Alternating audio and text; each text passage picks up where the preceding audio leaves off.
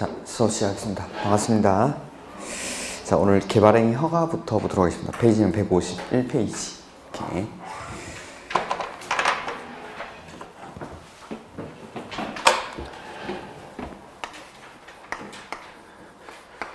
국계법. 맨 처음에 나왔던 게 각종 계획들이 먼저 나오죠. 첫 번째가 광역도시계획. 광역도시계획은 둘 이상의 시, 군에서의 장기적인 발전 방향을 제시하는 게, 그 다음에 나오는 게 도시, 군 계획이죠. 도시군 계획은 관할 단위로 수립하는 게, 특별시, 광역시, 특별자치시, 특별자치도, 시, 군을 하나의 단위로 해서 수립하는 계획이죠. 그래서 도시군 계획은 첫 번째, 도시, 군, 기본 계획. 이 도시군 기본 계획은 관할에서의 장기적인 발전 방향을 제시하는 계획이고, 방향만 제시하는 광역도시계획이나 기본계획 같은 경우에는 추상적인 계획이니까 이걸 구체화시켜 주는 거죠. 이렇게. 그래서 기본계획으로부터 지침을 받습니다. 지침을 받아서 관할에서 계획의 내용을 구체화시키는 것. 이게 도시, 군, 관리계획. 그 다음에 저번 주까지 했던 게 이제 구체화되는 내용들을 했었죠. 구체화되는 거. 그래서 관리계획의 내용. 첫 번째, 용도 지역, 지구. 두 번째, 용도 구역의 지정이나 변경. 그 다음에 세 번째, 기반시설의 설치, 정비, 개량. 네 번째, 개발 사업이나 정비 사업에 관한 계획. 그 다음에 다섯 번째가 지구 단위 계획구역의 지정이나 지구 단위 계획. 그 다음에 여섯 번째, 입지 규제 최소구역의 지정이나 변경, 입지 규제 최소구역 계획. 이런 것들까지가 역시 계획에 관한 부분이죠. 우리나라 국토를 먼저 계획으로 규제하는 계획 규제. 그 다음에 나오는 게 이제 오늘부터 할 게 이용 규제죠. 그래서 국토를 이용하는 행위를 규제를 하는데, 국토를 이용하는 행위를 이제 개발행위라고 하는 거죠. 개발행위. 그래서 법에서 규정한 일련의 개발행위들을 할 때는 그냥 하면 안 되고 규제를 받으면서 그 규제가 허가였죠. 그래서 이걸 묶어서 개발행위 허가라고 부릅니다. 개발행위 허가. 그래서 앞에는 국토를 계획으로 규제하는 것. 그래서 광역도시계획, 기본계획, 관리계획 같은 것들을 수립해서 이 국토를 규제를 하는 거고, 뒤에 우리나라 국토를 개인이 이용할 때는 어떠한 규제를 받는지에 관한 내용이 개발행위 허가입니다. 이렇게. 그래서 개발행위 허가. 페이지는 151페이지 이하이 나오는데 152페이지 정도 보시면 되겠죠. 그래서 개발행위 허가. 법에서 규정한 개발행위 허가를 받아야 되는 행위가 6가지가 있었죠. 건축물의 건축, 그 다음에 공작물의 설치, 그 다음에 세 번째, 토지의 형질 변경, 그 다음에 네 번째, 토석 채치, 그 다음에 다섯 번째, 토지의 분할, 그 다음에 여섯 번째, 물건을 쌓아놓는 행위. 이러한 행위들을 할 때는 허가를 받아야 된다. 허가를 왜 받았죠? 이거 뭘 방지하기 위해서? 난개발을 방지하기 위해서. 난개발을 방지하기 위해서 이러한 행위들을 할 때는 허가받고 해야 된다. 즉, 이 6가지 행위는 난개발 우려가 있더라는 거죠. 난개발 우려가 있기 때문에 그냥은 한다면 안 되고 허가받고 해야 된다. 허가받고. 그 다음에 이 6가지 행위를 할 때 도시, 군, 계획사업에 의해서 하는 경우에는 제외된다라고 했었죠. 허가를 받지 않고 할 수 있다. 도시군 계획사업이 뭐죠? 시설사업, 개발사업, 정비사업. 그래서 도시군 계획사업에 의해서 이 6가지 행위를 할 때는 허가를 받지 않고 할 수가 있습니다. 그 다음에 난개발 방지를 위해서 개발행위 허가를 받으라는 건데, 만약에 내가 하는 행위가 난개발이 아닌 것이 분명하다라면은 허가를 받습니까? 안 받습니까? 허가를 받지 않고 할 수가 있죠. 이게 바로 개발행위 허용사항, 허가를 받지 아니하고 할 수 있는 행위인 허용사항이 되죠. 그래서 이 허용사항들을 크게 한 3가지 정도로 나눴었는데 첫 번째 경미하다든지, 그 다음에 두 번째 생업 관련이라든지, 그 다음에 세 번째 공적인 행위들. 이러한 행위들은 허가를 받지 않고 할 수가 있습니다. 그래서 개발행위 허가에서는 맨 처음에 나오는 게 허가 받고 해야 되는 행위, 허가 안 받고 할 수 있는 행위, 요걸 구분하는 것들을 좀 아셔야겠죠. 그래서 152페이지 보시면은 151페이지 나오는 연역이라든지 이런 것들은 그냥 한번 읽어보시고, 원칙. 다음의 어느 하나에 해당하는 행위로서 대통령령으로 정하는 행위를 하려는 자는 특별시장, 광역시장, 시장, 군수, 허가권자는 특, 광, 시, 군이죠. 허가를 받아야 한다. 다만 도시군 계획사업에 의한 행위는 그러하지 아니하다라는 거죠. 그래서 도시군 계획사업으로 이 6가지의 행위를 할 때는 허가를 안 받고 할 수 있습니다. 그래서 밑에 나오는 허가 대상 행위 보시면은 1번에 건축물의 건축 또는 공작물의 설치해서 기읍. 건축물의 건축은 건축법에 의한 건축물의 건축. 건축법에 의한 건축물의 건축이 뭐죠?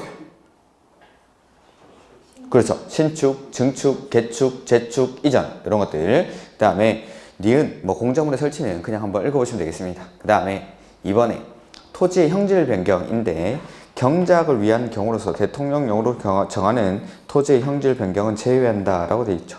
이렇게 일단 놔두시고 그 밑에, 그래서 절토, 성토, 정지, 포장 등의 방법으로 토지의 형상을 변경하는 행위와 공유수면 매립 이런 것들이 토지의 형질 변경. 이렇게 절도, 깎고, 쌓고, 다지고, 포장하고 이런 것들로 토지의 모양을 바꾸거나 공유 수면을 매립하는 행위, 이러한 것들을 형질 변경이라고 합니다. 형질 변경. 근데 경작을 위한 토지의 형질 변경은 제외한다 라고 되어 있죠. 이런 것들은 생업 관련 행위니까 먹고 살아야 되니까 경작을 위한 토지의 형질 변경은 허가를 받지 않고 할 수가 있습니다. 근데 그 밑에 대통령령으로 정하는 토지의 형질 변경이란 조성이 끝난 농지에서 농작물 재배, 농지의 지력 증진 및 생산성 향상을 위한 객토나 정지 작업, 양수, 배수 시설의 설치를 위한 토지의 형질 변경으로서 다음의 어느 하나에 해당하는 경우의 형질 변경을 말한다 라고 되어 있죠. 그러니까 경작을 위한 토지의 형질 변경은 허가를 받습니까? 안 받습니까? 안 받습니다. 근데 요 밑에 거 1번, 2번, 3번, 4번 돼 있는 거 조그마한 글씨로, 이거는 경작을 위한 토지의 형질 변경이라도 허가를 받아야 한다라는 겁니다. 이렇게 첫 번째 보시면은 인접 토지의 관계, 배수 및 농작업에 영향을 미치는 경우, 그렇죠? 남의 땅에 피해 주면서까지 형질 변경을 하는데 그걸 허가 안 받고 하게 할 수는 없고, 두 번째 재활용 결제, 사업장의 폐토양, 무기성 온이 등 수질오염 또는 토질 오염의 우려가 있는 토사를 사용하여 성토하는 경우, 그렇게. 그래서 농사를 짓기 위해서 여기 땅을 메꾸는데 더러운 것들, 무기성 온이, 사업장의 폐토양, 재활용 골재 이런 것들로 땅을 메꿔가지고 여기 농사를 지으면은 비가 왔을 때 주변 토지로 들어온 것들이 흘러 들어간다는 겁니다. 그래서 이러한 것들은 경작을 위한 토지의 형질 변경이라도 허가를 받아야 됩니다. 이렇게 무기성 온이는 기름 찌꺼기라고 생각하시면 됩니다. 기름 정제하고 남는 그 찌꺼기 같은 것들. 그 다음에 3번 지목 변경을 수반하는 경우. 이렇게. 그래서 경작을 위한 토지의 형질 변경이라도 지목이 대인 토지를 전이나 답으로 바꾼다든지 이렇게 할 때는 허가를 받으라는 거죠. 다만 그 뒤에 밑줄 전, 답 사이의 변경은 제외.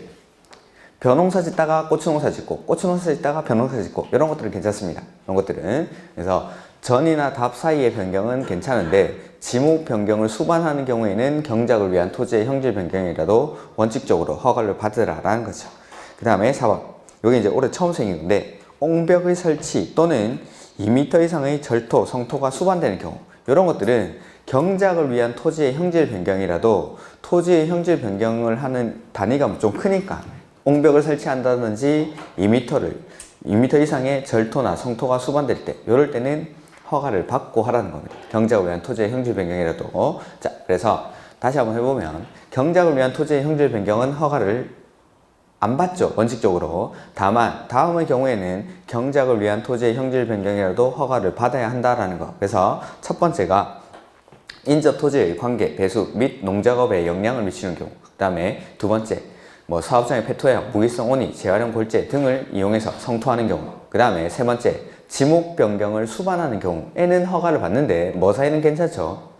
전, 납 사이의 변경은 괜찮습니다. 허가를 받지 않는다는 거. 그 다음에 네 번째, 옹벽을 설치하거나 2m 이상 절토, 성토를 수반하는 경우에는 경작을 위한 토지의 형질 변경이라도 허가를 받습니다. 이렇게. 그 다음에 3번, 토석 채취, 흙, 모래, 자갈, 바위 등의 토석을 채취하는 행위. 다만 고디의 밑줄, 토지의 형질 변경을 목적으로 하는 것은 제외.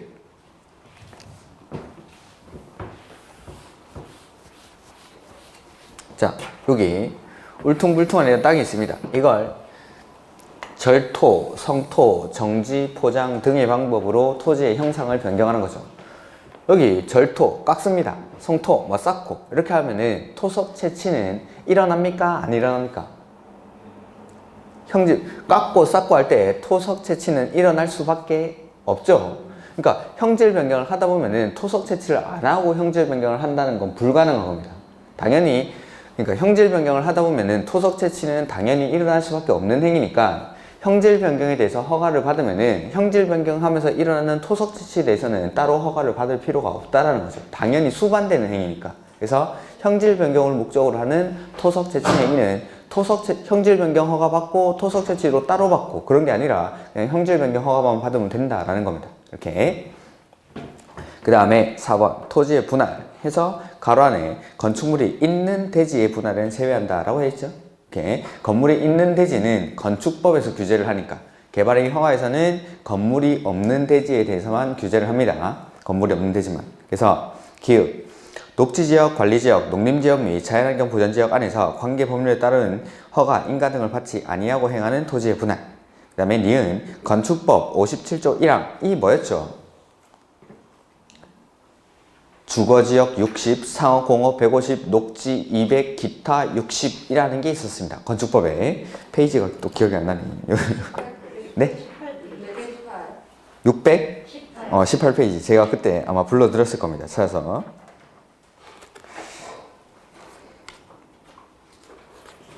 (618페이지에) 가시면은 거기 제목이 2번에 건축물이 있는 대지의 분할 제한이라고 되어 있죠. 그래서 방금 가로 안에 그 개발법에서, 개발행위 허가에서는 건축물이 있는 대지는 제외하는 이유가 건축물이 있는 대지는 지금 보시는 618페이지 건축법에서 규제를 하니까.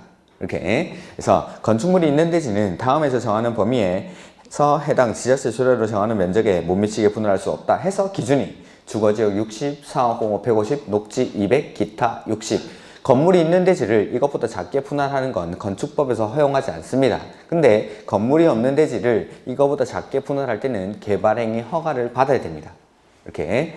이게 이제 건축법이랑 개발행위 허가. 그래서 건물이 있는 대지는 이거보다 작게 분할을 아예 못하는 거고 건물이 없는 대지는 이거보다 작게 분할할 때는 개발행위 허가를 받고 분할을 하라는 거죠. 토지를 잘게 쪼개버리면은 토지의 활용 가치가 떨어지니까. 그래서 이 분할 앞에 생략된 말이 작게 분할한다라는 게 생략되더라고요. 그 작게의 기준이 주거지역 60, 상업공업 150, 녹지 200, 기타 60 보다 작게 분할할 때는 난개발을 유발할 수 있으니까 허가를 받고 분할을 해야 됩니다. 이렇게. 그 다음에 디귿, 관계 법령에 의한 허가, 인가 등을 받지 아니하고 행하는 너비 5m 이하로의 토지의 분할. 이것도 마찬가지 5m 이상이 아니라 이하죠. 작게.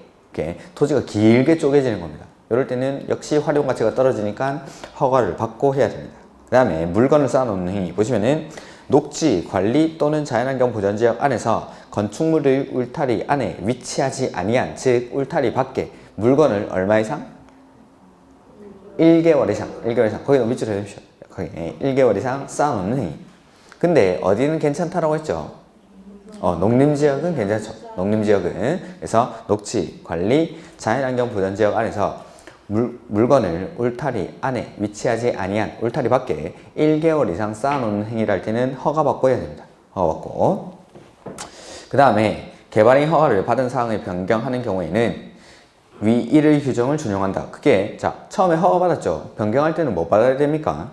허가. 그러니까 처음에 허가받았으니까 변경할 때도 당연히 허가받는 게 원칙. 근데 다만 다음의 경미한 사항을 변경하는 경우에는 그러하지 아니하다. 즉 허가를 안 받아도 된다라는 건데 이 경우 지체 없이 그 사실을 특, 꽝, 시, 군에게 뭐 해줍니까?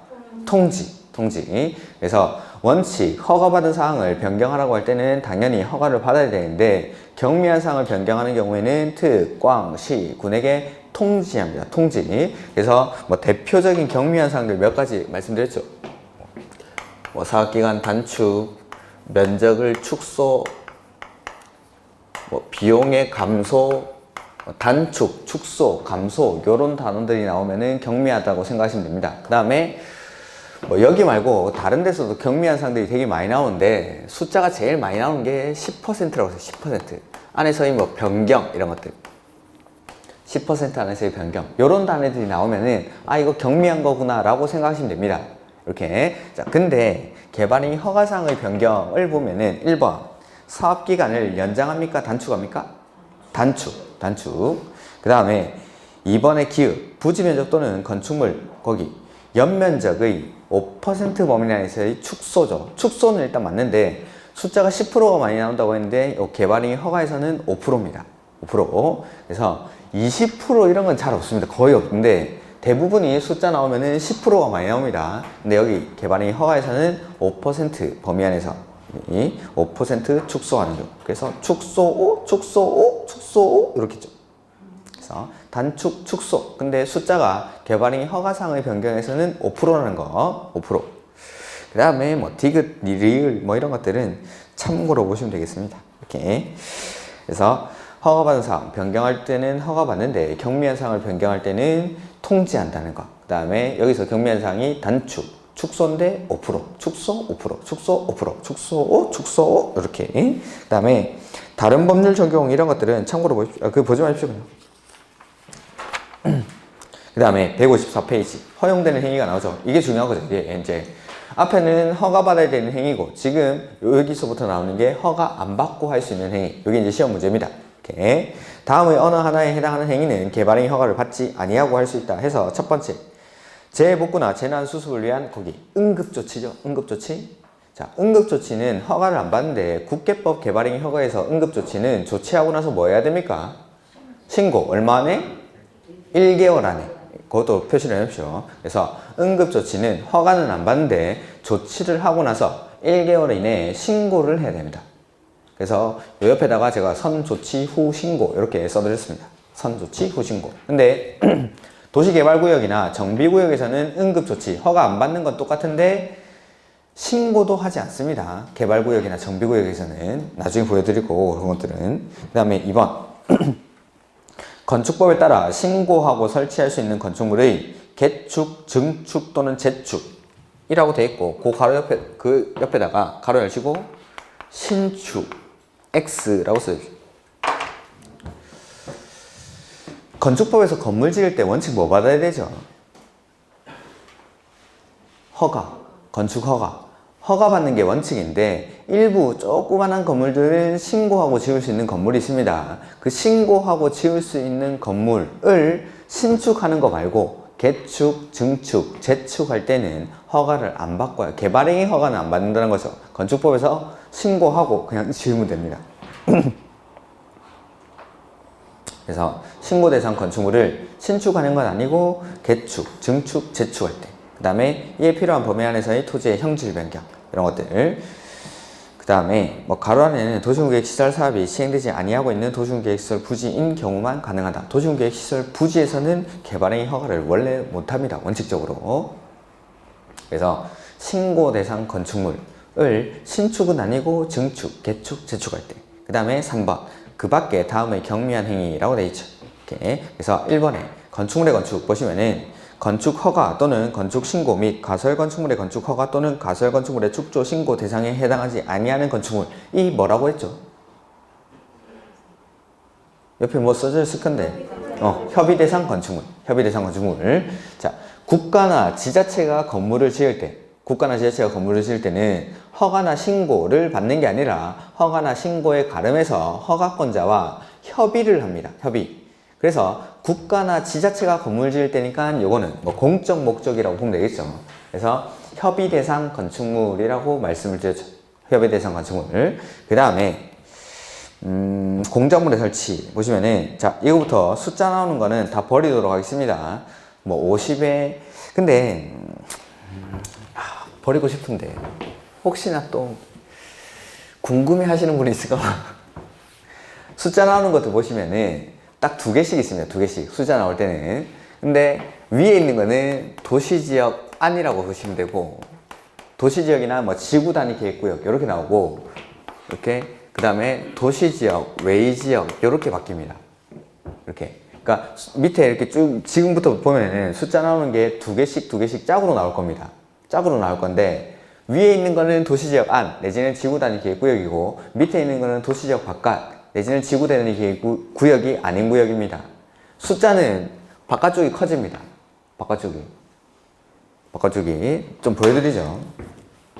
기역 도시지역 또는 지구단위 계획구역에서 50톤, 50세제곱미터, 50제곱미터 밖으로 나가고, 니은 볼까요? 도시지역, 자연환경 보전지역 및 지구단위 계획구역 외의 지역, 도시지역이 아니죠. 밖으로 나가면 숫자가 커집니다. 50톤에서 150톤, 50세제곱미터에서 150세제곱미터, 그 다음에 50제곱미터에서 150제곱미터, 이런 식으로 3배 커지죠. 3배. 나중에 토석 채취나 물건을 쌓아놓는 행위는 밖으로 나가면 10배 커집니다. 10배. 10배. 자, 일단 그거 놔두고, 그 다음에 디귿. 녹지지역, 관리지역 또는 농림지역 안에서 농업용 비닐하우스의 설치. 역시 뭐 생업 관련 행위니까 허가를 받지 않겠죠. 농림업용 비닐하우스의 설치. 근데 가로 안에, 이게 중요하다고 했죠. 뭐는 제외합니까? 육상, 어류, 양식장은 제외합니다. 육상, 어류, 양식장은. 그래서 이렇게 땅에다가 뭐 콘크리트 같은 걸로 수족관을 만들어 가지고 여기서 이제 물고기를 키우는 거죠. 조만한 치어를 넣어 가지고 얘네가 고래가 될 때까지 이렇게 키웁니다. 키울 때 여기도 이제 해가지고 이게 이제 육상, 어류, 양식장이죠. 근데 이 물고기들은 요 안에서 독수하고 사고하고 명상하고 하는 게 아니라 뭐 사료 투입하고 각종 약품들, 항생제 뭐 이런 거. 그러면은 이 밑에는 사료 찌꺼기라든지 물고기의 배설물 내지는 이 물에는 각종 약품들이 막 타져 있는데, 이러한 물이 주변 토양으로 흘러 들어갔을 때는 토양 오염을 유발할 수가 있으니까 육상, 어류, 양식장은 허가를 받고 해야 된다라고 말씀을 드리죠. 이렇게. 그 다음에 3번 토지의 형질 변경. 숫자 나왔죠. 버립니다, 이런 거. 근데 여기서는 3배 커지는 게 아니라 안에서는 50cm 뭐는데 밖으로 나가니까 면적 660제곱미터 이하인 토지에 대한 지목 변경을 수반하는 경우 뭐 이런 게 나오는데, 이런 것들은 그냥 버리도록 하십시오. 숫자 나오는 거. 만약에 다음 중 개발행위 허가 대상인 것은 허가를 받지 아니하고 있는 행위는 이렇게 나왔는데, 숫자 나오는 거 이런 게 나오면은 일단 제일 나중으로 일단 밀어놓고 다른 거에서 정답 찾아보고, 그 다음에 진짜 정답이 없을 때는 그냥 그거 찍으십시오. 이렇게. 그래서 지금 기흥, 니은에는 숫자 나와 있으니까 버리고, 디귿. 조성이 완료된 기존 대지에 건축물이나 그 밖에 공작물을 설치하기 위한 토지의 형질 변경. 그러니까 깎고 쌓고 다지고 포장하고 다 했는데, 조성이 완료됐는데 거기에다 건물 짓다 보니까 조금 삐뚤삐뚤해서 거기서 좀 더 다지고 좀 더 포장하고, 이런 것들은 경미한 행위니까 허가를 받지 않죠. 근데 가로 안에 뭐는 제외하죠? 절토, 성토. 깎고 쌓고 이런 것들은 경미한 걸로 보지 않겠다라는 겁니다. 이렇게. 그래서 조성이 완료된 기존 대지에서 뭐 형질 변경하는 행위는 경미한 행위니까 허가를 받지 않는데, 절토나 성토는 제외하고, 그 다음에 리을. 국가 또는 지자체가 공익상 필요에 의해서, 국가 지자체가 공익상 필요에 의해서 하니까 공적 목적이겠죠. 그래서 직접 시행하는 형질 변경 역시 공적 목적이니까 허가를 받지 않습니다. 그 다음에 토석 채취. 기역의 도시지역 또는 지구단위 계획구역, 니은의 도시지역, 자연환경 보전지역 및 지구단위 계획구역 외의 지역. 자, 안에서는 보면은 25제곱미터, 50세제곱미터, 밖으로 나가니까 250제곱미터, 500세제곱미터 이런 식으로 나오죠. 10배가 증가했죠. 본 김에 물건을 쌓아놓는 행위도 보죠. 6번에 기역 녹지지역 또는 지구단위 계획구역에서는 25제곱미터, 50톤, 50세제곱미터, 밖으로 나가니까 250제곱미터, 500톤, 500세제곱미터 10배로 늘어났죠. 토석 채취랑 물건을 쌓는 행위. 이렇게 규칙적으로 늘어나는 것들은 보는데, 뭐 토지 형질 변경 이런 것들은 그냥 생략하도록 하십시오. 이렇게. 그 다음에 5번 토지의 분할 보시죠. 토지의 분할. 사도법에 의한 사도개설 허가. 니은 토지의 일부를 공공용지, 공용지, 디귿, 행정재산 중 용도 폐지되는 부분의 분할 또는 일반 재산을 매각, 교환 또는 양려하기 위한 분할. 리을 토지의 일부가 도시군 계획시설로 지형, 도면, 고시가 된 당의 토지의 분할. 이런 것들을 싹 다 묶어서 그냥 공적 목적이라고 하시면 되겠죠. 이렇게. 그래서 기읍은 도로 만드는 거. 니은은 공공용지, 공용지로 하기 위한 분할. 그 다음에 디귿 보시면은 행정재산 중 용도 폐지되는 부분이니까 이런 것들은 행정청이 하는 것들이고, 리을 역시 도시군 계획시설, 요 기반시설이죠. 기반시설. 이렇게 기반시설이니까 공적 목적. 그 다음에 미음 너비 5m 이하로 이미 분할된 토지의 건축법에 따른 분할 제한 면적 이하입니까? 이상입니까? 이상. 자, 분할은 작게 분할하는 게 허가사항인데 난개발을 유발하는 건데, 분할 제한 면적이 뭐였죠? 분할 제한 면적이 주거지역 60, 상호공업 150, 녹지 200, 기타 60. 그거보다 크게 분할하니까 이런 것들은 난개발로 보지 않겠다라는 겁니다. 이렇게 아까 주거지역 60, 상호공업 150, 녹지 200, 기타 60 미만으로 분할할 때는 허가를 받아야 되는데, 그거보다 크게 분할하니까 허가를 받지 않죠. 이렇게 요까지가 허용사항입니다. 허용사항. 그래서 허가 받아야 되는 행위, 허가 안 받고 할 수 있는 행위, 요 두 가지를 조금 구분을 하셔야 됩니다. 요게 첫 번째. 그래서 이런 것들이 첫 번째 구분해야 되는 내용이고, 그 다음에 이제 나오는 게 개발행위 허가의 절차죠. 실제로 이제 개발행위를 한번 해보는 겁니다. 실제로.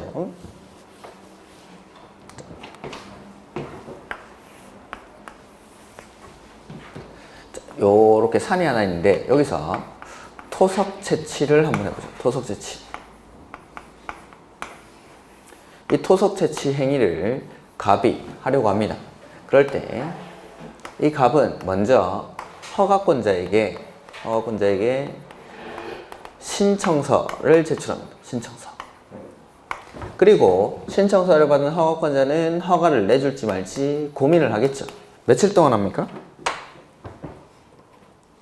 며칠 안에 허가 내지는 불허가 처분을 하죠? 15일.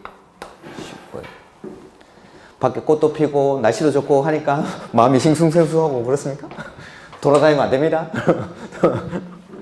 돌아다니면 큰일 납니다. 여기는 이제 막 벚꽃이 피기 시작해요. 밑에는 벌써 벚꽃이 다 폈는데. 이렇게. 고민 끝에 내지 불허가 내지는 허가 처분을 하죠.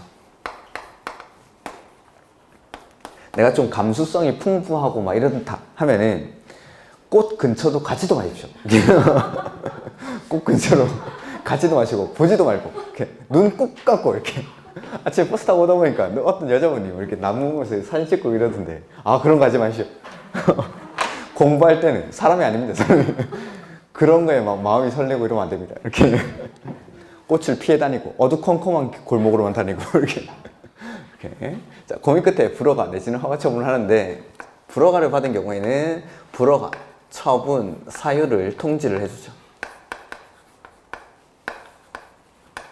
그 다음에 허가를 받은 경우에는 허가증을 교부를 하고, 이 허가증을 받아서 공사에 착수를 합니다. 착수를 해서 공사가 완료되고 나면 마지막에 이제 준공검사를 받게 되죠. 준공검사. 이러한 절차로 사업이 이루어지죠. 자, 보면은 갑이 먼저 개발행위 허가 신청서를 제출하는데, 이 신청서에는 첨부해야 될 서류가 있죠.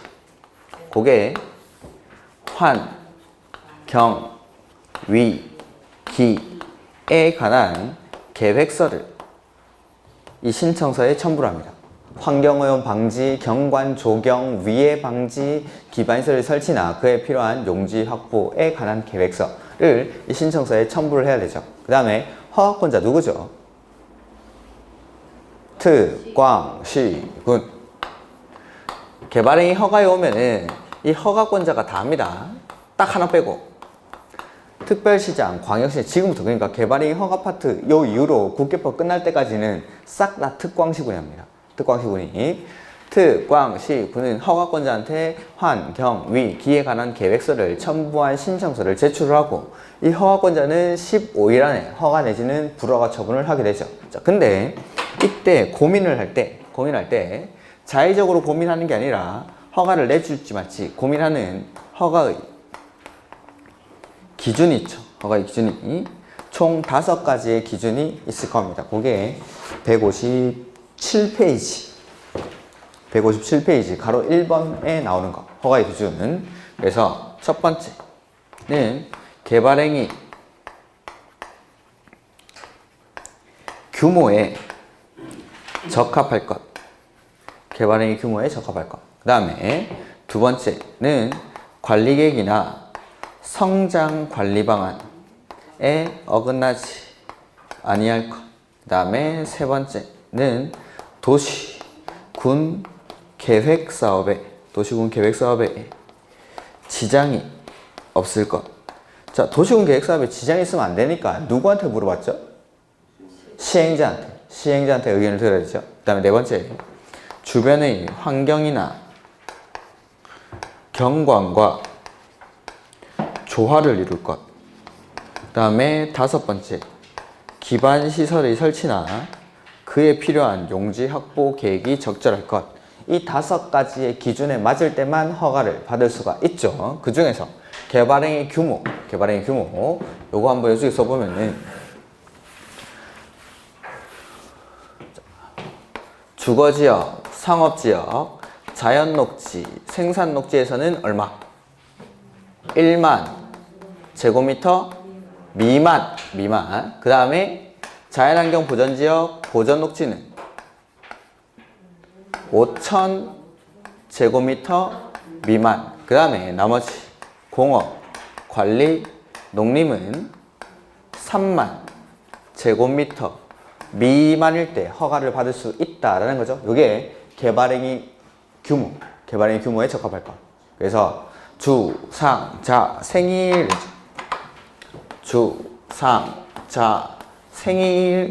자, 보시오. 요 기준에 맞을 때만 허가를 내주겠다라는 겁니다. 요 기준에 맞을 때만. 그래서 주거지역, 상업지역, 자연녹지, 생산녹지에서는 1만 제곱미터 미만. 그 다음에 공업, 관리, 농림은 공업, 관리, 농림은 3만 미만. 그 다음에 중간에 자연환경 보전지역, 보전녹지는 5천 미만인 경우에만 허가를 받을 수가 있다라는 거.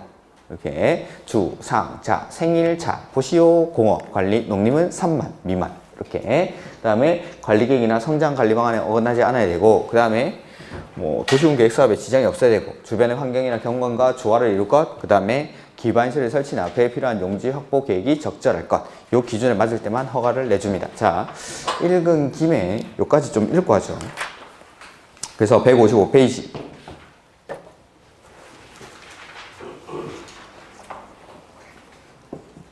개발행위 허가 신청서의 제출이라는 게 나오죠. 개발행위를 하려는 자는 그 개발행위에 따른 환, 경, 위, 기 등에 관한 계획서를 첨부한 신청서를 허가권자한테 제출을 합니다. 이 경우 자, 개발밀도관리구역은 개발행위로 인해서 기반시설이 부족해지고 그 기반시설 설치가 가능한 지역입니까? 곤란한 지역입니까? 곤란한데 지정하는 게 개발밀도관리구역, 가능한데 지정하는 게 기반시설 부담구역이었죠. 그러면은 이 개발밀도관리구역은 기반시설의 설치가 처음부터 곤란한 지역이죠. 그렇기 때문에 그 뒷페이지에 기반시설 설치나 그에 필요한 용지 확보에 관한 계획서는 제출하지 아니한다. 처음부터 곤란한 지역이니까. 개발밀도관리구역은 처음부터 기반시설 설치가 곤란한 지역이니까 어차피 설치할 수가 없는 곳이죠. 그런 곳이니까 기반시설 설치나 그에 필요한 용지 확보에 관한 계획서는 제출할 필요가 없는 겁니다. 이렇게. 그 다음에 뭐 다만 이하는 뭐 됐습니다. 그 다음에 도시계획위원회 심의. 자, 일정한 개발행위를 허가하려고 할 때는 도시계획위원회의 심의를 거쳐서 허가를 해야 됩니다. 그게 무슨 행위인데 모릅니다. 저도 엄청 많습니다. 엄청. 그러니까 어떠한 개발행위 허가를 하려고 할 때는 도시계획위원회 심의를 거쳐야 되는데 괄호 2번 심의 생략 이거 올 겁니다. 다음의 어느 하나에 해당하는 개발행위는 중앙도시계획위원회나 지방도시계획위원회의 거기 심의를 거치지 아니한다. 이렇게 심의를 거쳐야 아니한다. 그래서 일정한 행위를 할 때는 일정한 개발행위를 할 때는 심의를 거쳐서 허가를 내줘야 되는데 심의를 거치지 않고 허가할 수 있는 거 하나만 표시해 드렸죠? 동그라미 2번에 지구단위 계획이나 성장 관리 방안을 수립한 지역, 지구단위 계획이나 성장 관리 방안을 수립한 지역에서는 심의를 거치지 않고 허가를 할 수가 있습니다. 이렇게. 그 다음에 가로 3번 요청 뭐 이런 것들은 됐습니다. 보지 마시고. 그 다음에 개발행위 허가 신청에 대한 처분, 허가의 기준 나오죠. 허가의 기준. 특별시장, 광역시장, 시장 군수는 개발행위 허가의 신청 내용이 다음의 기준에 맞는 경우에만 개발행위 허가 또는 변경 허가를 하여야 한다. 그래서 1번 용도지역별 특성을 고려해서 다음으로 정하는 개발행위 규모에 적합할 것. 그 규모가 주, 상, 자, 생, 1만 미만. 자연환경 보전지역, 보전녹지는 5천 미만, 공업, 관리, 농림은 3만 미만인 경우에 허가를 받을 수가 있다라는 거죠. 다만 이 안에는 그냥 보지 마십시오. 동그라미 2번 관리계획이나 성장관리 방안에 어긋나지 아니할 것. 세 번째, 도시군계획사업에 지장이 없어야 되니까 시행자한테 의견을 듣는 거죠. 그 다음에 네 번째, 주변의 환경이나 경관과 조화를 이룰 것. 그 다음에 다섯 번째, 기반시설 설치나 그에 필요한 용지 확보 계획이 적절할 것이라는 게 나오죠. 이렇게. 그 다음에 참고에 나오는데, 참고에 관리지역 및 농림지역에 대해서는 그 규정에 의한 면적의 범위 안에서 당의 특별시, 광역시, 시군의 조례로 따로 정할 수 있다. 자, 그러니까 이게 무슨 말이냐면 관리지역이나 농림지역 여기 요 두 군데 뭐 중요한 건 아닙니다. 조례로 3만 제곱미터의 범위 안에서 따로 정할 수가 있다라는 겁니다. 개발행위 허가의 규모를 관리지역이나 농림지역 이것만 관리지역이나 농림지역만. 그 다음에 그 밑에 거는 좀 봐야 되는데 위의 면적 규정을 적용함에 있어 개발행위 허가 대상인 토지가 거기 밑줄 둘 이상의 용도지역에 걸치는 경우에는 각각의 용도지역에 위치하는 토지 부분에 대해서 거기 밑줄 각각의 용도지역의 개발행위 규모에 관한 규정을 적용.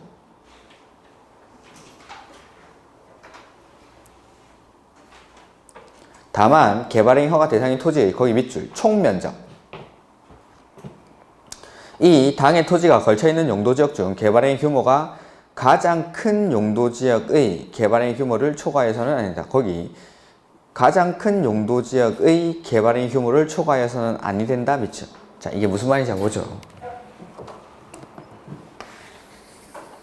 네, 여기다가 개발행위 허가를 신청하려고 합니다. 이 대지에. 근데 이 대지가 둘 이상의 용도 지역에 걸쳐 있는 거죠. 그래서 여기까지는 주거지역인데 여기는 농림지역입니다. 자, 여기서 개발행위 허가를 하려는 자는 여기 신청을 하죠. 개발행위 허가를 하려고 하는데 여기서 하는 개발행위는 하나의 개발행위일까요? 두 개의 개발행위일까요? 자, 여기다가 건물 짓습니다. 건물이 한 개입니까? 두 개입니까? 하나의 개발행위죠.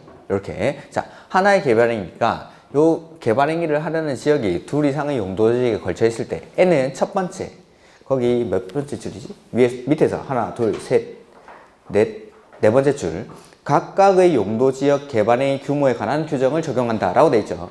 일단은 각각의 용도지역의 개발행위 규모에 관한 규정을 적용합니다. 자, 주거지역에 속해 있는 부분이 9,000제곱미터고 9,000제곱미터 그 다음에 농림지역이 25,000제곱미터라고 가정을 해보죠. 이렇게. 자, 각각의 용도지역의 개발행위 규모에 관한 규정을 적용하니까 주거지역은 얼마 미만이어야 되죠?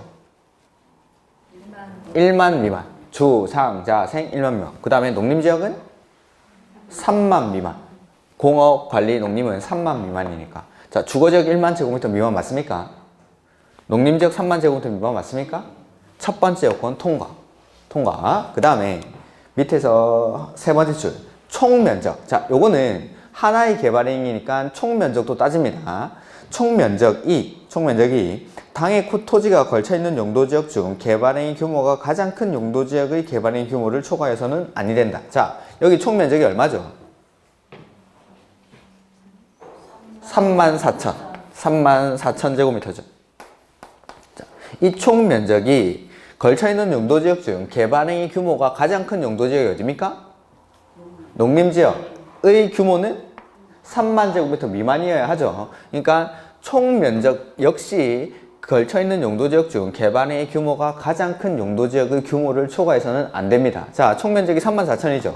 근데 걸쳐있는 용도지역 중 개발행위 규모가 가장 큰 용도지역은 농림지역인데 이 농림지역도 3만 제곱미터 미만이어야 하니까 총 면적 요건에서 충족을 못하니까 여기서는 개발행위 허가를 받을 수가 없다라는 겁니다. 다시, 자, 둘 이상의 용도지역에 걸쳐있을 때 첫 번째, 각각의 용도지역 개발행위 규모에 적합해야 됩니다. 그 다음에 총 면적이 걸쳐있는 용도지역 중 개발행위 규모가 가장 큰 용도지역의 규모를 초과해서는 아니 된다. 그래서 첫 번째, 각각의 용도지역의 개발행위 규모는 적합했는데 총 면적이 3만 제곱미터를 초과해버리니까 이런 곳에서는 개발행위 허가를 받을 수가 없다라는 겁니다. 자, 이거 바꿔보죠. 그러면 농림지역이 2만 제곱미터입니다. 2만 제곱미터. 자, 그러면은 일단 첫 번째, 각각의 용도지역 개발행위 규모에 적합해야 되죠. 주거지역 1만 제곱미터 미만 맞습니까? 농림지역 3만 제곱미터 미만 맞습니까? 그 다음에 합쳤을 때는 2만 9천이죠. 그러면 걸쳐있는 용도지역 중 개발행위 규모가 가장 큰 농림지역이 3만 제곱미터 미만이니까 총 면적도 3만 제곱미터 미만 맞습니까? 이럴 때는 허가를 받을 수 있다라는 겁니다. 요게 둘 이상의 용도지역 등에 걸칠 때 개발행위 규모에 관한 부분입니다. 이렇게. 그 다음에 가로 2번, 아까 3번 도시군 계획사업에 지장이 없어야 되니까 도시군 계획사업 시행자한테 의견을 듣는 거죠. 이렇게. 그 다음에 저 5가지 허가의 기준은 모든 용도지역에서 동일하게 적용하는 게 아니라 각각의 용도지역의 특성을 고려해가지고 어떤 데서는 강화해서 적용하기도 하고 어떤 데서는 강화 또는 완화하기도 하고 어떤 데서는 그대로 적용하죠. 그게 세 군데. 시가와 유보 보전용도. 시가와 유보 보전용도. 자, 시가와부터 보시면은 토지의 이용 및 건축물의 용도, 건폐율, 용적률 높이 등에 대한 용도지역의 제한에 따라 개발행위 허가 기준을 그대로 적용한다고 했죠. 그대로. 여기는 이미 개발이 다 끝난 곳이기 때문에 개발행위 허가의 기준을 그대로 적용하는 세 군데가 어디입니까? 주거지역, 상업지역, 공업지역. 주거지역, 상업지역, 공업지역. 그 다음에 유보용도는 개발을 합니까? 안 합니까? 할 수도 있고 안 할 수도 있고. 그러니까 기준을 강화하기도 하고 완화하기도 하고 하는 세 군데가 어디죠? 계획관리, 생산관리, 자연녹지. 이 세 군데는 꼭 기억하시라고 했습니다. 계획관리, 생산관리, 자연녹지. 계획관리, 생산관리, 자연녹지. 그 다음에 보전용도는 개발을 안 하죠. 보전 목적이죠. 그러니까 기준을 강화해서 적용합니다. 강화 또는 완화 아니고 강화. 그러니까 유보는 강화 또는 완화, 보전은 강화. 그 다음에 시가와 용도는 용도지역의 특성을 고려해서 그대로 적용하는 거죠. 개발행위 허가 기준을 그대로 적용하는 시가와 용도. 이렇게. 그 다음에 보전 용도는 위에 있는 시가와 용도인 주상공, 그 다음에 유보 용도인 계획관리, 생산관리, 자연녹지 빼고 나머지는 싹 다 보전 용도. 이렇게. 그러면은 자, 이 세 군데 중에 시가와 용도는 개발이 돼 있고 아직 개발이 덜 된 곳이 유보 용도나 보전 용도죠. 이렇게. 자, 그 옆에 이제 성장관리 방안이라는 게 나옵니다. 성장관리 방안. 자, 이때까지 성장관리 방안 듣긴 많이 들었는데 아직 안 했죠. 자, 이것도 보면은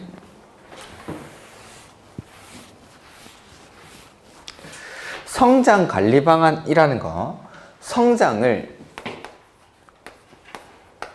관리하는 방안인 거죠. 끊어서 읽어보면. 그러면 성장이 다 끝난 곳에다가 성장관리 방안을 수립할까요? 성장이 이제 막 시작될 것 같은 곳에다가 성장관리 방안을 수립할까요? 그 집에 있는 애들, 10대 청소년들한테 네 꿈이 뭐니? 하면서 무슨 바이올린 학원도 보내고 수학 학원도 보내고 영어 학원도 보내고 하는 거지. 집에 30대 백수가 놀고 있습니다. 네 꿈이 뭐니? 무슨 학원 다닐래? 합니까? 30대 백수한테는 야 나가서 돈 벌어와 하는 거지. 그렇죠. 제가 많이 듣던 말인데. 성장 관리 방안, 어떻게 이 지역을 성장하는 것을 관리할지에 대한 방안은 이제 막 커 나가는 애들한테 성장 관리 방안을 수립하는 거지, 다 큰 애들한테는 성장 관리 방안을 수립하지 않겠죠. 그러면은 방금 보신 시가와 유보, 보전 용도 중에서 성장 관리 방안이 필요 없는 지역이 어딜까요? 시가와 거기는 성장이 다 끝났으니까. 그래서 개발행위 발생 가능성이 높은 유보 용도나 보존 용도 지역에다가 성장 관리 방안을 수립합니다. 저번 주 내드렸던 4번 문제인가? 저번 주 문제 중에 4번. 거기 보면은 다음 중 성장 관리 방안을 수립할 수 없는 지역은 해서 앞에 뭐 이상한 말 쭉 써져 있고 그 뒤에 1번에 주거 지역 이렇게 되어 있습니다. 주거 지역. 시가와 용도 세 군데가 어디죠? 주거지역, 상업지역, 공업지역. 그러니까 앞에 말 몰라도 되고 주거지역, 상업지역, 공업지역에는 성장관리 방안을 수립하지 않습니다. 성장이 끝난 곳이니까. 이제 성장 개발 행위 발생 가능성이 높은 지역에서 이 지역이 이제 성장을 할 건데 그 성장을 좀 체계적, 계획적으로 관리하기 위해서 수립하는 방안을 성장관리 방안이라고 합니다. 그래서 성장관리 방안은 유보 용도나 보존 용도에다가 수립하는 거지 시가와 용도인 주거지역, 상업지역, 공업지역에 수립하는 게 아닙니다. 이렇게. 자, 그래서 보시면 동그라미 1번. 특별시장, 광역시장, 시장 군수는 자, 개발행위 허가에 오면은 다 특광시군이 한다고 했습니다. 난개발 방지와 지역 특성을 고려한 계획적 개발을 유도하기 위해서 필요한 경우에는 대통령령으로 정하는 바에 따라 개발행위 발생 가능성이 높은 지역을 대상지역으로 하여 기반시설 설치, 변경, 건축물 용도 등에 관한 관리 방안, 요걸 이제 성장 관리 방안이라고 하죠. 성장 관리 방안을 수립할 수 있다라고 되어 있죠. 이렇게. 그다음에 동그라미 2번. 특별시장, 광역시장, 시장군수는 성장 관리 방안을 수립하거나 변경하려면 대통령령으로 정하는 바에 따라 주민과 지방의회 의견을 들어야 하며 협의, 심의를 거쳐야 한다. 다만 대통령령으로 정하는 경미한 사항을 변경하는 경우에는 그러하지 아니하다.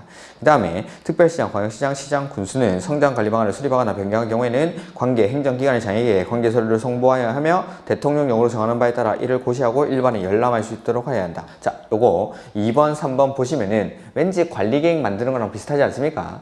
주민한테 의견 듣고 의회한테 의견 듣고 협의하고 심의 거쳐서 이렇게 성장 관리 방안을 수립합니다. 그게 동그라미 2번. 주민한테 의견 듣고 의회한테 의견 듣고 협의하고 심의하고. 자, 수립했죠? 그리고 나면은 관계 행정기관의 장에게 서류를 송부하고 일반이 고시하고 일반이 열람할 수 있도록 해야 한다. 관리 방안, 관리계획 만드는 거랑 똑같죠. 2번, 3번 읽어보면. 그 다음에 자세한 내용들은 그 심화에 나오는데 성장관리방안 대상지역 등이 나오죠. 자, 1번. 특별시장, 광역시장, 시장군수가 법 58조 제4항에 따라 개발행위 발생 가능성이 높은 지역을 대상지역으로. 그러니까 개발행위가 이제 막 일어날 것 같은 곳을 이 개발을 좀 관리하기 위해서 수립하는 게 성장관리방안입니다. 대상지역으로 하여 기반시설 설치, 변경, 건축물의 용도 등에 관한 관리방안을 수립할 수 있는 지역은 거기 밑줄. 유보용도 및 보존용도. 유보용도 및 보존용도. 그러니까 시가와 용도 아닌 데는 거죠. 주거지역, 상업지역, 공업지역에는 성장관리 방안을 수립하지 않습니다.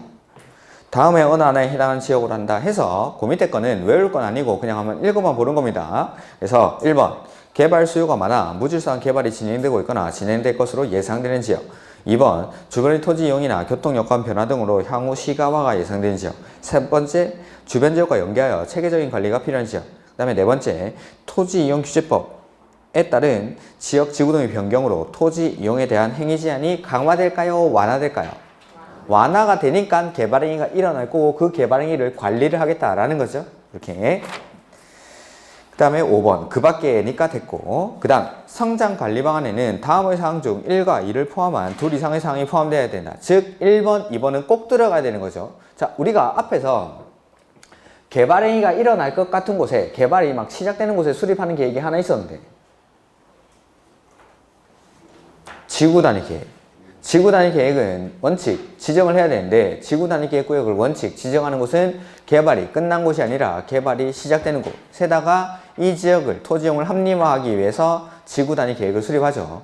요거 성장관리 방안도 마찬가지. 개발이 끝난 곳이 아니라 이제 막 개발이 시작되는 곳을 좀 체계적으로 관리하기 위해서 성장관리 방안을 수립합니다. 자, 지구단위 계획이랑 성장관리 방안의 취지가 똑같으니까 계획의 내용도 똑같습니다. 자, 지구 단위 계획을 수립할 때 꼭 필요한 게 두 가지가 있었는데 용기. 기반시설의 배치와 규모, 건축물의 용도 제한, 건폐율, 용적률, 건축물 높이의 최고한도, 제고한도. 여기 1번, 2번 볼까요? 1번. 기반시설의 배치와 규모, 기반시설의 배치와 규모, 거기 밑줄. 그 다음에 2번, 건축물의 용도 제한, 건폐율, 용적률. 똑같죠? 근데 차이가 나는 게 건축물 높이의 최고한도, 최저한도 요거는 빠져 있습니다. 높이. 그 높이가 밑에 있습니다. 밑에. 3번에.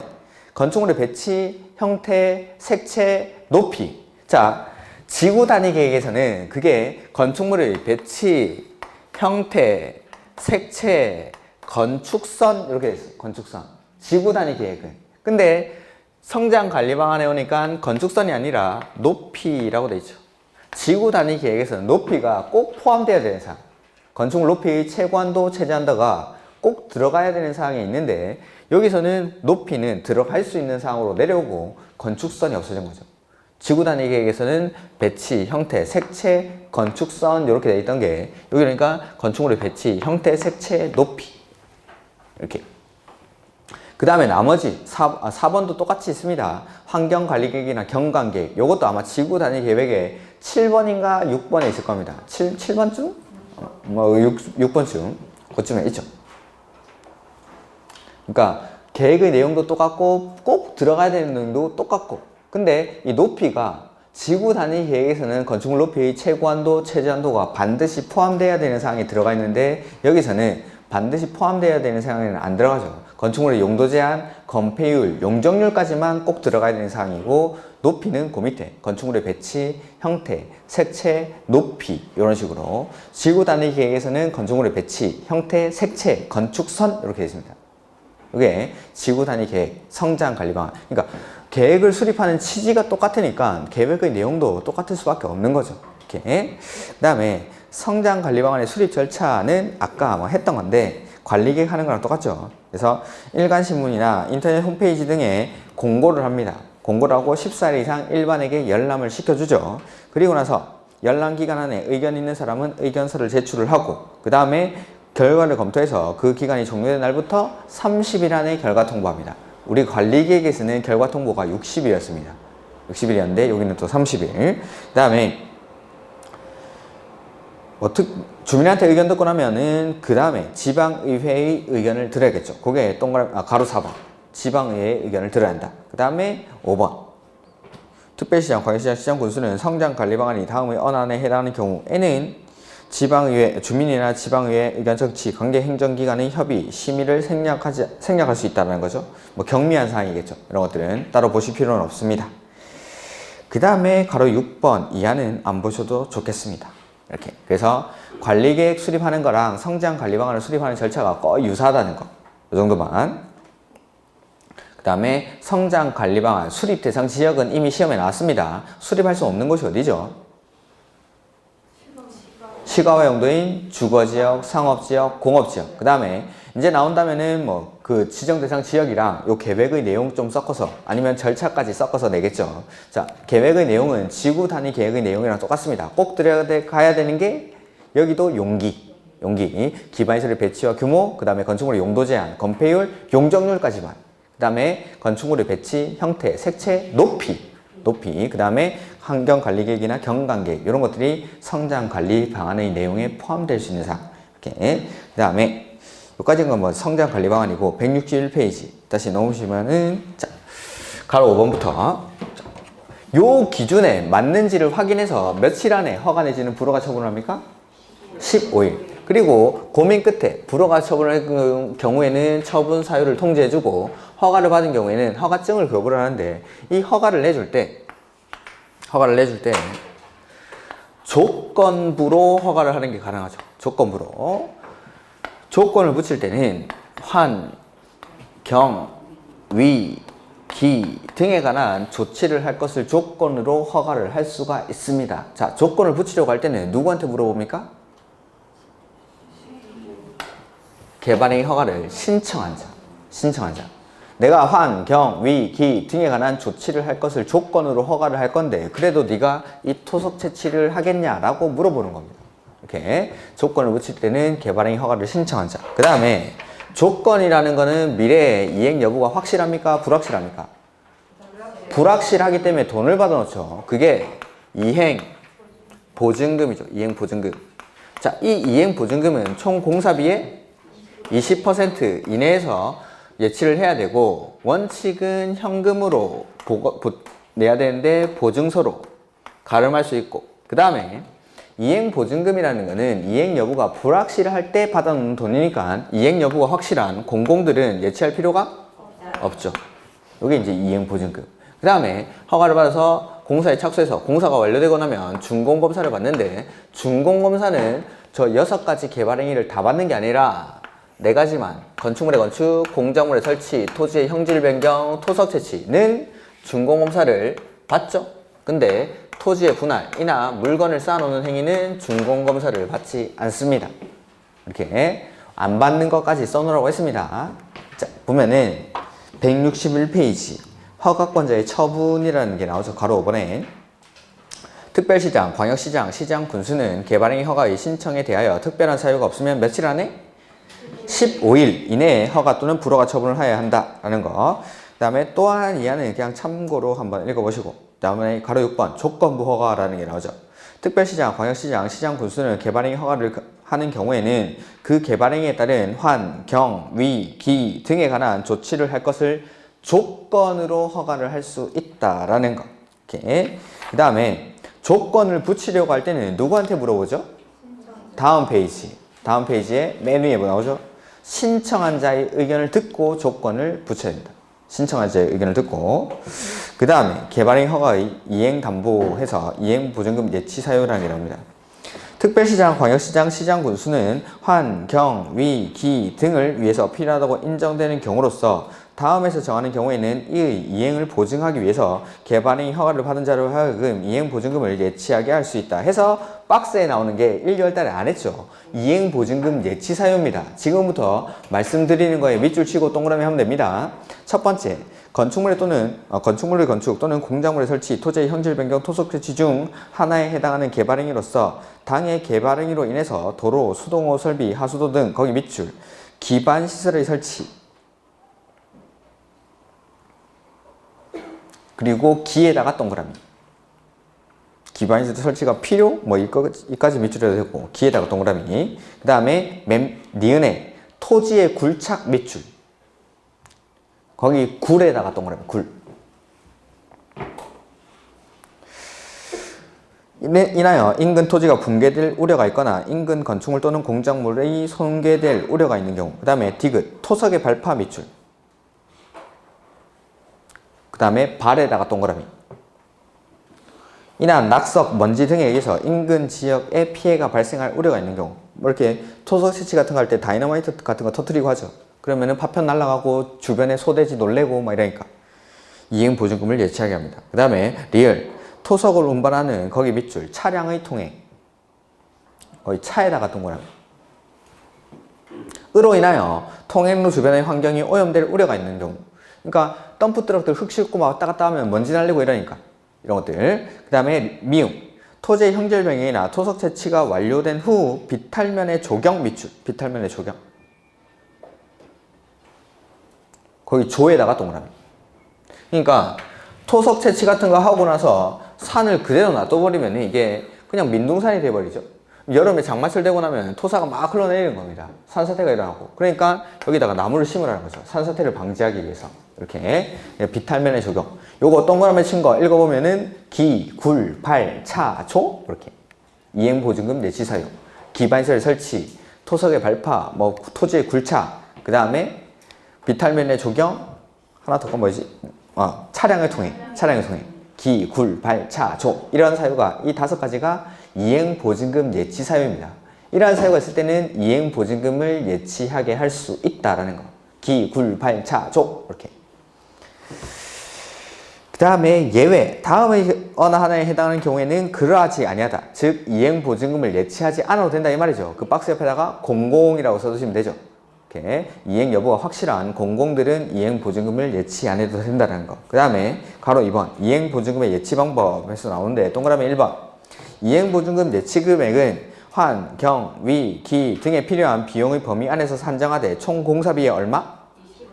세 번째 줄 총 공사비의 20% 이내. 그 다음에 나머지는 쭉 됐습니다. 보지 마십시오. 그런 거. 그럼 동그라미 2번. 이행보증금 원칙은 뭘로? 현금으로. 근데 그 동그라미 2번 맨 끝에 보증서 등으로 가름할 수 있다. 이렇게. 원칙은 현금으로 납부하는데 보증서로 가름할 수 있다는 거. 그 다음에 3번. 이행보증금은 개발행위 허가를 받은 자가 준공검사를 받은 때는 즉시 이를 반환해야 한다. 그러니까 이행 안 할까봐 받아놓는 돈이 이행보증금이니까 이행을 하면 즉시 반환을 한다라는 거죠. 그 다음에 개발행위 허가 규정 위반 시 조치. 자, 개발행위 허가를 받아야 되는 행위를 허가 안 받고 하거나 허가 사항과 다르게 개발행위를 했습니다. 그러면은 첫 번째 원래대로 돌리라고 명령을 하죠. 그게 원상회복 명령. 원상회복 명령 했는데 말 안 듣습니다. 어떻게 하죠? 행정 대집행합니다. 행정 대집행할 때 돈 들어갈 텐데 뭐 쓰면 됩니까?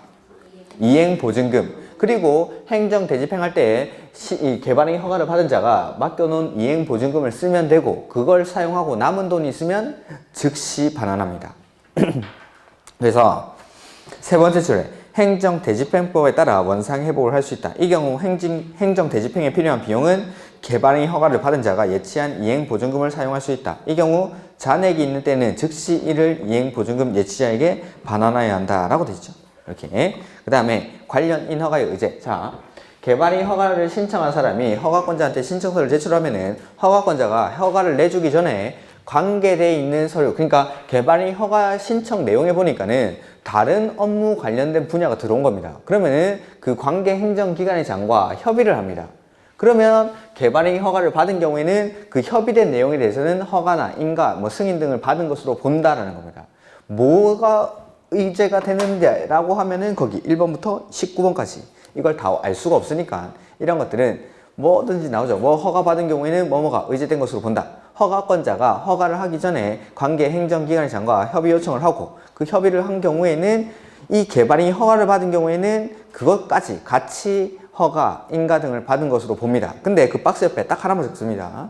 여기 적혀 있구나. 개발행위 허가를 받으면 건축법상 건축허가를 받은 것으로 본다. X 돼 있죠. 자, 거기 개발행위 허가를 받으면 뭐뭐가 의제된다. 맞습니다. 다 맞습니다. 뭐가 의제되는지는 모르셔도 되는데 딱 하나만. 건축 허가 이건 의제가 안 됩니다. 건축 허가는 개발행위 허가를 받았다고 해서 건축 허가가 의제되는 건 아닙니다. 근데 그 화살표 반대로 건축 허가를 받으면은 개발행위 허가를 받은 것으로 봅니다. 그것만 봐주십시오. 그것만. 다른 의제 사항들은 뭐뭐뭐를 받은 경우에는 뭐뭐가 의제된다. 맞습니다. 그거 다 맞습니다. 그거 뭐가 의제되는지 그런 것들은 모르셔도 되는데 개발행위 허가를 받은 경우에는 뭐뭐가 의제된다. 맞습니다. 다 맞는데 요거 개발행위 허가를 받았다고 해서 건축 허가가 의제되는 건 아닙니다. 근데 반대로 건축 허가를 받은 경우에는 개발행위 허가를 받은 것으로 본다는 거. 그거는 제가 건축법에 가면 또 다시 말씀드릴 겁니다. 나머지는 지금 보시지 않으셔도 관계가 없습니다. 그 다음에 167페이지 준공검사 대장이죠. 다음의 행위에 대한 개발행위 허가를 받은 자는 그 개발행위를 마치면 국토교통부를 영으로 정하는 바에 따라 특, 광, 시, 군의 준공검사를 받아야 한다라는 거. 그래서 준공검사를 받아야 되는 행위가 박스 안에 4가지죠. 건축물의 건축, 공작물의 설치, 토지의 형질 변경, 토석 채취. 요 4가지는 준공검사를 받는데 안 받는 것까지 써놓으라고 했습니다. 같이.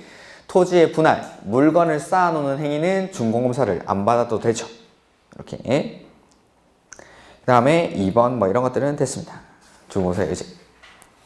그 다음에 168페이지 개발행위 허가 제한이라는 게 나오는데 요거는 조금 쉬었다가 들어가죠.